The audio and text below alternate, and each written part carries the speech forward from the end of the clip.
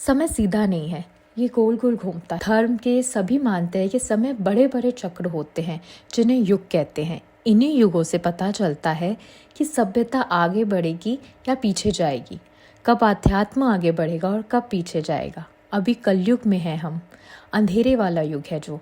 कलयुग में लड़ाई झगड़े, अज्ञानता और अध्यात्म की कमी होती है। बस पैसा ही सब कुछ होता है।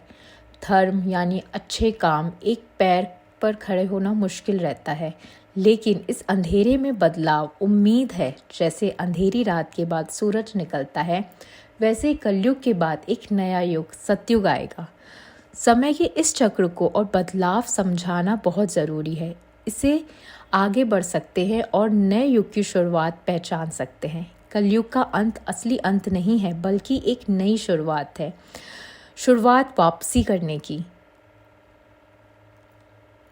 अंत समय का विचार एक नए युग के पहले उथल पुथल एक समय सिर्फ हिंदू धर्म नहीं है, दुनिया के हर धर्मों का मिलता है। हर धर्म इस बदलाव को अपनाने के तरीके दिखते हैं अपनी मान्यताओं के हिसाब से। ईसाई धर्म इसे अंतिम निर्णय के दिन कहते हैं, और जब सबके कर्मों का हिसाब होगा और फिर ईश्वर राज्य आएगा। इस्लाम में इसे कयामत का दिन कहते हैं, जब सबको अपने कर्म पर फल मिलेगा। बात अलग लेकिन मतलब एक ही है। मुश्किल समय की बात, ईश्वर राज कर आएंगे।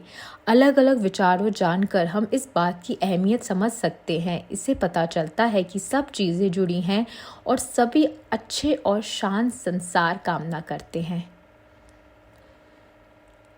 हिंदू धर्म में कलयुग एक बड़े नाटक की तरह दिखाया जाता है, जिसमें विनाश और निर्माण दोनों होते हैं। शिव, जो बदलाव के देवता हैं, इसमें मुख्य भूमिका निभाते हैं।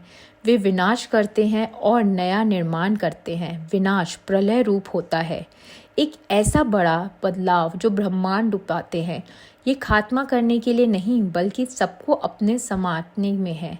पूरा ब्रह्मांड और उसमें रहने वाले सभी प्राणी परमात्मा में वापस चले जाते हैं, जहाँ से आए थे।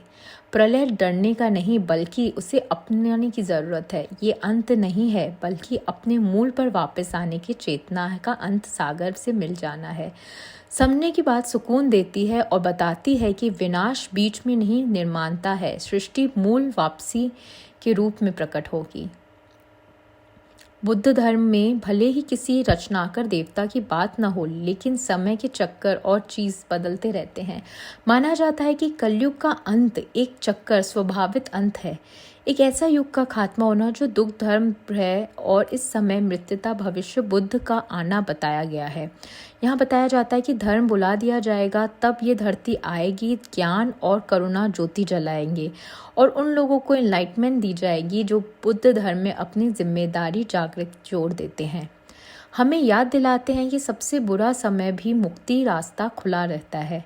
इसीलिए एक युग का अंत आध्यात्मिक नवजीवन अवसर बनाता है। दुख के चक्कर से मुक्त होने के लिए पुराना मौका है। जैन धर्म हिंदू धर्म और बुद्ध धर्म की तरह ही समय चक्र मानता है। इसमें 12 तरह के चक्र होते हैं जो समय के अलग अलग हिस्सों को दिखाते हैं। कलयुग इस चक्र में बुरा समय है, जब नैतिक तौर पे और दुख दर्द चिंता। लेकिन जैन धर्म कहता है कि उल्टा चक्र चलता रहता है। जैसे नीचे की ओर जाना होता है, वैसे ही ऊपर की ओर भी जाना होता है। ये ऊपर की ओर जाना बड़े ही होते हैं और अच्छा आध्यात्मिक समय आता है।